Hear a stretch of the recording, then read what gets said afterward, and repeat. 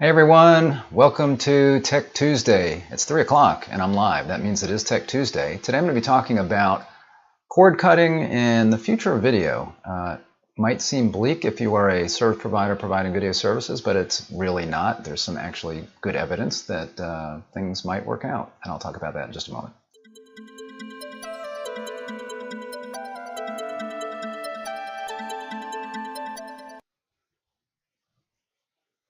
Thanks for joining me. Rick Uzzi here with Tech Tuesday. So there's been a lot of news over the last few years. It seems like cord cutting's been coming for a long time. A lot of people expected it, and it took a long time to actually start gaining momentum. But really when it gained momentum was when it got to be a lot easier to stream content to TVs. I remember in the early days, I was writing about this, and I was saying it's going to be a long time because it was hard to stream at that point. You had to hook stuff up, and it was hard enough just to get your regular cords hooked up, but streaming was very difficult. So these days it's very easy. So a lot of people have cut the cord, and there's various reasons that they've done that. So a lot of service providers, your traditional pay TV providers, are deciding we're going to exit that business. A lot of them are just saying, broadband is where it's at. We're just going to do that. I don't think that's a good strategy, because nobody wants to be a dumb pipe, right? You want to have the broadband connection to the subscriber, and then you want to be able to deliver services over that and be able to bundle things together and make it real convenient for them, maybe give them some discounts because you're bundling things together. So there's a lot that service providers can do, and there's evidence that shows that people are not necessarily, while they're cutting the cord, there also are challenges as far as streaming and some other things. So we're going to talk about that today. And first thing we'll show, I'm going to bring up some slides and I'll read an article. And then what I'm going to do at the end, so I hope you'll hang on, I'm going to show you an example of an Iptv service that we provide. It's a fully turnkey service with all of the programming included. It's an Iptv service. It takes very little equipment, especially considering what a normal head end takes, and even some of these virtual head ends. It's very price competitive, very easy to manage and maintain every month. No set-top box required, no programming contracts to have to deal with. So I'm going to show a demo of that product at the end of this, so I hope you hang on for that. So let's take a look at some of these facts right here. So why are consumers canceling their pay TV service? Well, you can see here why they're canceling pay TV and why they're canceling their SVOD, which is subscription video on demand. So pay TV would be, if you're in the business, you know this. So pay TV would be your traditional pay TV providers like a cable operator or maybe a telephone company that's providing pay TV service, or certainly DirecTV, Dish Network, those kinds of things. Your traditional pay TV, and a lot of people cancel it. You can see here the top reason, 73% said too expensive. And it is, it's expensive. And some of that, a lot of that really is related to the programmers saying that pay TV operators have to take these big packages. So if you're going to take one ESPN, you got to take all ESPNs, or if you're going to take one particular channel that's by a particular content distributor, you got to take 5 other ones, and maybe the 1 or 2 are watched a lot, and you got these 3 or 4 other ones that you got to take that are not really watched that much. So those are issues. And then of course, there's a lot of expensive infrastructure involved in your traditional pay TV service that is costly as well. So, and then cable operators also are, they're making the mistake of trying to keep people tied up into these long-term commitments where you got to sign up for a year and you get a discount for a while, but then you got to renegotiate every year. People are kind of tired of that. They want the flexibility of knowing that they're paying month to month and don't have these long-term commitments, especially with all the changes going on, right? So these are some of the things that have driven people to cut the cord. And you see here, I switched to a streaming video service. That's a 30% compared to 73%. So you can see that cost was a big factor. I moved or relocated, and sometimes when people move, it's like, well, I just unconnected everything. I don't really want to connect it back up, and there's all these other options. Switch to an antenna. It's like, hey, I can get a lot of the stuff right over the air. Decided to share an account with my family or friends. That could be like cheating, I guess. Other, and then none of the above. If you look over on the other side, why consumers canceled their subscription video on demand, things like Netflix, Disney Plus, those kinds of things. The service raises prices, and you're seeing a lot of that happening right now, where Netflix, I think, and both Disney Plus raised their service or their price per month. We weren't using it enough, so you do get lots of content, but then you look and see, well, how much am I using this for? What I'm paying wasn't worth the amount we were paying for it. So all those are kind of tied together, especially certainly the service raised its prices and it wasn't worth the amount we're paying for it, means it's too expensive. Needed to tighten my budget, too expensive. Didn't have good quality TV shows and movies, depending on the service. Some of them really good content. We ran out of things to watch on the service. Sometimes it feels that way. So you've got this new streaming service, and you watch stuff. You'll binge watch a series, several series, and you'll look for other stuff. And you're like, you know what? I'm kind of done. There's not much here. Subscribe to watch a specific show. So you hear about this thing at the water cooler, whatever, and it's like, wow, everybody's watching this show. I'm going to check it out. Again, you watch it, you binge watch it, it's over, and it's like, well, I'm done. Decided to switch to another service. That's very common, and that's a nice thing about some of these subscription services is that you can switch. You can watch that thing that you want to watch. It might be Netflix and Stranger Things, and you watch the whole series of that, and then you're done, and then you can switch and go over to Disney Plus and watch The Mandalorian or something like that. So you can go back and forth. So there is a lot of churn in the subscription market. There's actually more churn than in the pay TV market because people can cancel a service and then go try something else for a while and then cancel that and go try something else. Sports season ended. Some people are watching sports on streaming services. It could be maybe the ESPN service. Sports is a big reason that people are keeping traditional pay TV because there's lots of options and live sports is available in lots of ways there, lots of different sports. My free trial or special offer expired. Obviously, that's another reason where maybe it's too expensive to keep. So then we have, what else? We've got top consumer pain points. And you can see a lot of these actually apply to the streaming services. It's hard to find good TV and movies to watch. That could be regular traditional pay TV too, where what is it, 57, the old song, was it 57 channels and nothing on? Was that Bruce Springsteen? I don't know, but there's that song where it's like you've got all these channels, way more than 57 these days, and it doesn't seem like there's anything else or anything to watch at that time, right? Figuring out which service has everything I want to watch. Again, that's very, very much streaming-like. Which service am I going to get? There's so many of them now, and it's like, I like this program here, but I like that program there, and then this other one's got a program I want to watch, and that gets difficult. Spending too much for video and entertainment, that could be the pay TV side, but also, again, having to sign up for several different subscription packages to get everything you want. Too many video services available today. I just don't know what to do. There's too many of them, too many choices. I can't afford to get all of them. Things keep disappearing from the services. Sorry, that was my phone, just making sure nobody's calling to tell me I was having a broadcast issue here. Things keep disappearing from the services. So, you have a show that you watch and then suddenly it's gone. And that does happen a lot on some of these where if not enough people are watching it, they don't renew it or they just move it. For example, right now there's several Marvel shows that are on Netflix that as of, I think it was yesterday, I was in the middle of watching a series yesterday, and that was the last day it was going to be on because they're moving to Disney Plus, so that happens. Have to hop in and out of multiple apps just to watch TV, so it's kind of inconvenient that, on this app, that app, now you might have something like Hulu, like Roku, which makes it a little bit easier to go in and pick stuff, or Google TV, that kind of thing. Then you can see here another pain point, local content. Not a pain point, excuse me, but another important factor is local content. It's an absolute must for pay TV subscribers. So this, again, is a kind of a point in the favor of pay TV because right now, that's where a lot of people get local content. They just go to the TV, they turn on the local news, and it's available there. And the numbers here, it might be kind of hard to see. Pay TV subscribers, it looks like 2020, it was 85% said it was very important. 2021, 86%, maybe related to the pandemic.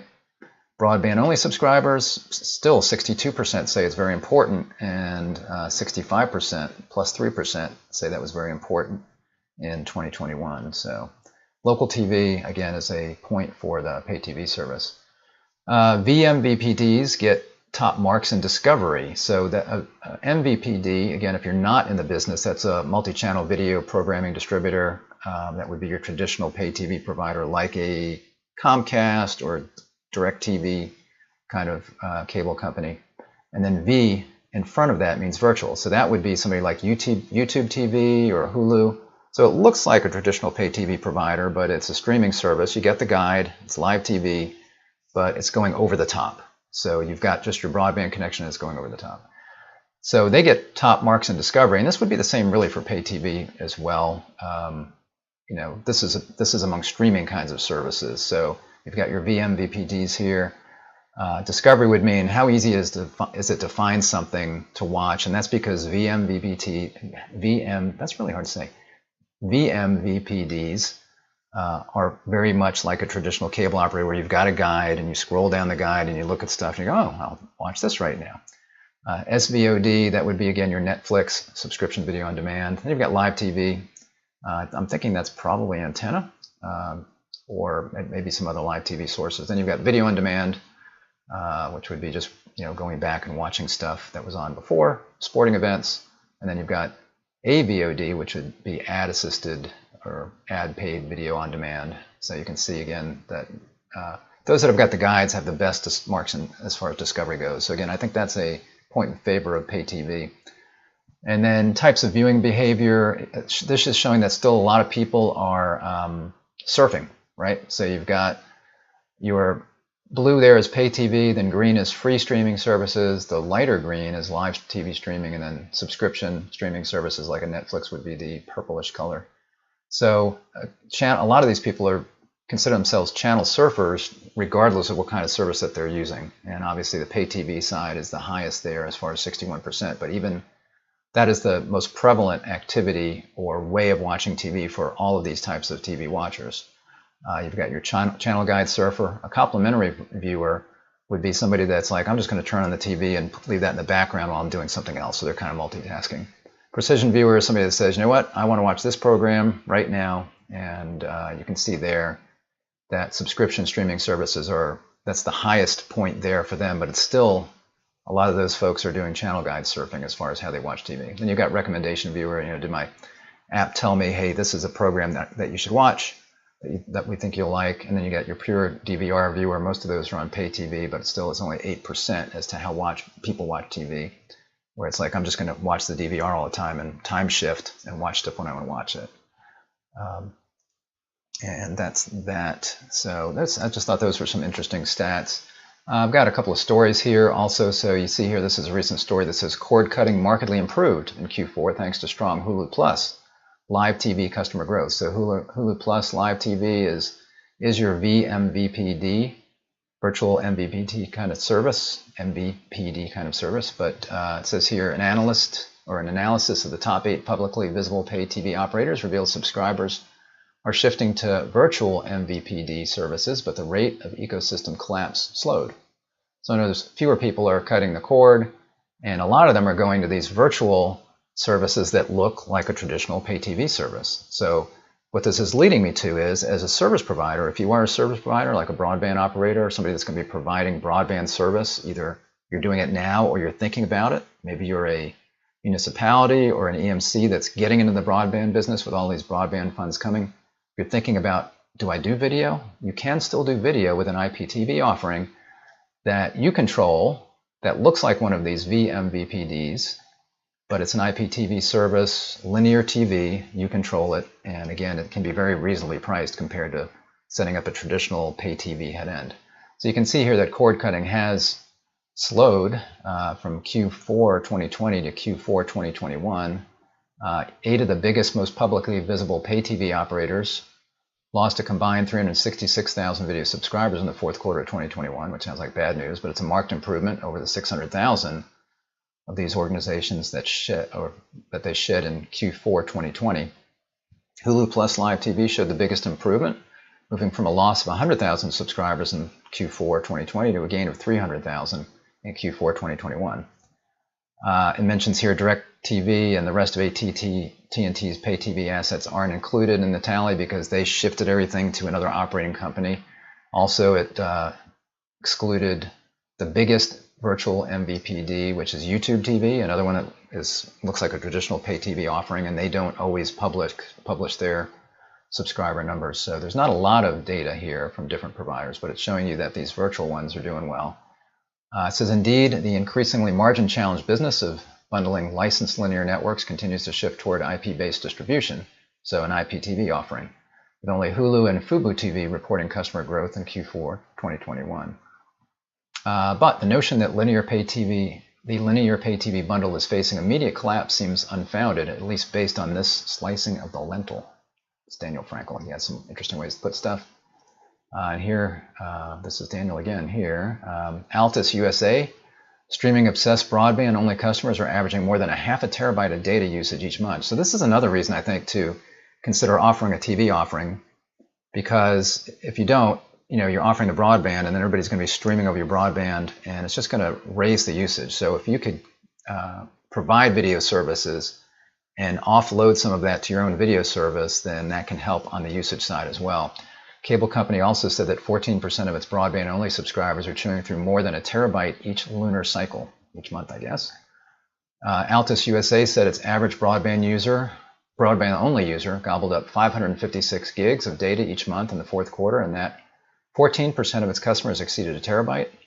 Video streaming remained the biggest driver of the surge in internet usage, and that's absolutely true. As we've seen internet usage surge, it's because of video. And again, when somebody cuts the cord, they maybe were watching your pay TV before, and then suddenly they cut the cord, and then all of their video is now going to be going over your broadband connection. So it's good to try to keep them on your video service. If you can do that by making the pricing reasonable, providing good service, and again, maybe shifting to something like an IPTV service where you can reduce the costs to be able to make, still be able to make a little bit of a profit, and then also provide good pricing and good service to your customers.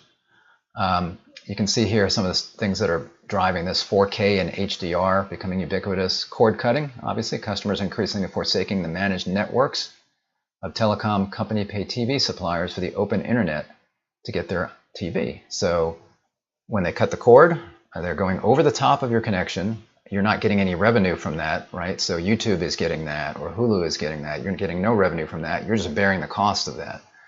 So another reason that it would be good to try to provide a video product. In May 2019, OpenVault said that nationally internet-only homes were using 395.7 gigs a month on average. By the end of 2021, the average U.S. broadband consuming household, including those subscribers who took video over managed network from their ISP, would consume as much as 650 gigs each month. So I thought that was interesting information. So again, we have an option here. So we provide a IPTV option that is something that if you are a service provider, I think you'd be very interested in. If you're a consumer, I'm sorry, we don't offer this straight to the consumer. You'd have to get this through an internet provider in your area that's offering it, and it has to come over their internet connection. So if there's a broadband operator in your area that is offering this service, it comes over your internet connection, and then you can get that. They can provide it to you. So we're looking here at what you would see would be like a traditional guide. I got it paused at the moment. I'll unpause that.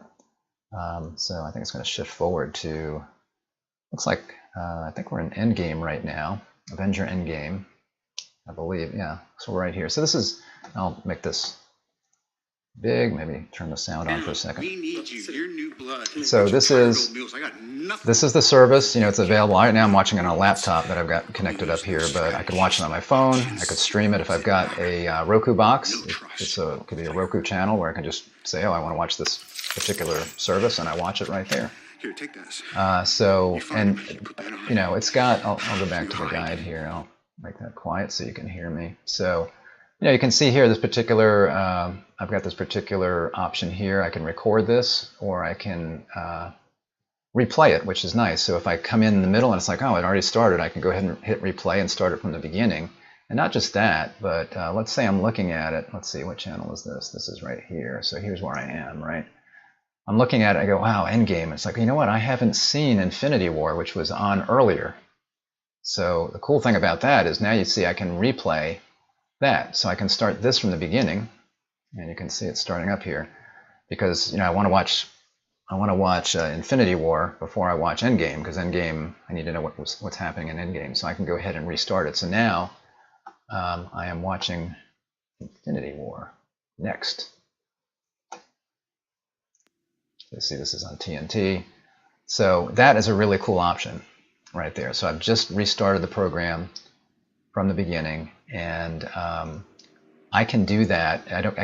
It's not just one program. I can go back 24 hours. So the way the DVR works on this service is that basically it's unlimited DVR for 7 days. So you can record as many things as you want over 7 days. Plus, we have on the guide 24 hours that you can go back to. So I can go back 24 hours on any of these channels that I'm looking at here. Any of these channels, I can go back and I can go in this direction. And if I say, oh, I want to watch George Lopez, that was on at 7:30 to 8 at that point, I can go ahead and I can hit replay right there, and I can play that, or I can record that and watch it later. And you see I've got my usual things here: record the series, record new episodes. So I can go back 24 hours. So I was talking about the fact that it seems like there's never anything on, right? Well, the nice thing about this is I can go back 24 hours to any channel and I can see, is there something on? It's not just what's on right now, but I can go back and see what's on. It's kind of, it's kind of like on-demand TV, which a lot of people are used to. But it's in this guide format. I can just go back and say, you know what? Hey, here's something I missed. I'm going to watch this right now. Or I'm going to record it and watch it later. So that's kind of cool. It does give you lots of content that you can watch at any time. So again, let's make that bigger again here so you see this is starting right here. And again, if you've got your normal, let's say your Hulu box, then you can watch it right there. So if you're a cable operator, a nice thing about this is you don't need to provide a set-top box. It's always kind of a pain. You could, you could go ahead and lease somebody, provide a Roku box, lease that to them, and then provide it, or you can just make it, bring your own device. The customer can go out and get a Roku box and hook it up, and they can use that way. So you don't have that set-top box that you need to worry about. Also, you don't have to worry about the programming. Basically, we take care of that. So all of these channels, the programming is included in the price, and we handle all of the contract negotiations. As far as you don't need to, if you're new to this, you don't need to go out and get the content. It's there, and then you don't need to worry about managing it and every year worrying about renegotiating contracts, those kinds of things. That's all taken care of for you. So. All right, so I think as you can see, this is kind of a cool service that you can offer. Again, I can't talk about pricing right here, but if you're interested in that, then go ahead and give us a call. You see our contact information here. We got our website address, our email address, and there's a phone number. So just reach out to us. We'll be happy to talk to you about the service. We need to ask some questions, obviously, about your network and those kinds of things, and we can provide a price for you to be able to provide this fantastic IPTV product to your customers. So it's something that you could replace an existing pay TV product with and not have to worry about a lot of initial costs, especially if you're getting into the business. There's not a lot of, comparatively speaking, it's very low startup cost to getting in the video business. So hopefully this was helpful. If it was, please give me a thumbs up on the YouTube channel right there and click subscribe. And if you click subscribe, ring the little bell so that you're notified when I'm live. I am live every day now because in addition to Tech Tuesdays, I do a broadband deployment news stream every day at various times of the day. It's not always at 3 o'clock, rarely at 3 o'clock. Sometimes it is because it's about when I'm ready. But you'll be notified when I'm live if you click that little bell. So go ahead and subscribe. Thanks for joining me, and I will see you next time. Take care. Bye-bye.